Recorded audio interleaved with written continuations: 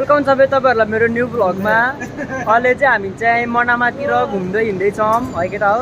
Manama यता घुम्नु लागेको हैन, अब घुम्नु हैन कपडा किन्नु लागेको हैन, सबैजनालाई सम्झेको छौँ हैन, सबैजनालाई माया छ हैन यही परदेशबाट।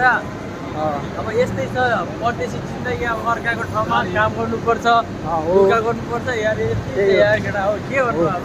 सही हो यस्तो यस्तोमा हिँड्नुपर्छ यसरी हल्लिएर अनि त्यही हो यस्तो यस्तोमा हिँड्नुपर्छ हैन, सबैजनालाई सम्झिरहेको छु त्यस्तो ठक्का लाग्यो। केटाहरू अब चुनाव हुँदैछ, ज्यान चाहिँ जोगाउ ल। चुनाव हैन, चुनाव घन्टीमा चाहिँ घन्टी बजाउनु पर्छ हैन, सबैजनालाई घन्टी बजाऊ हैन। अब जुन चुनावको मान्छेहरू आइले अब पैसा खाने दिने यता त्यो पैसा खाने नराम्रो गडबड हो हैन, घन्टी चाहिँ बजाउनु पर्छ हैन। सही हो घन्टी चाहिँ बजाऊ केटा, घन्टीमा टडाइ कटाइ यति भन्नु पर्छ ल। अहिलेलाई यति नै, अहिले नै यति अहिले उता हैन मलाई यहाँ संजोगमा ल है त ल है, यस्तो छ है पछाडि चाहिँ, यस्तो छ है, यस्तो छ पछाडि चाहिँ।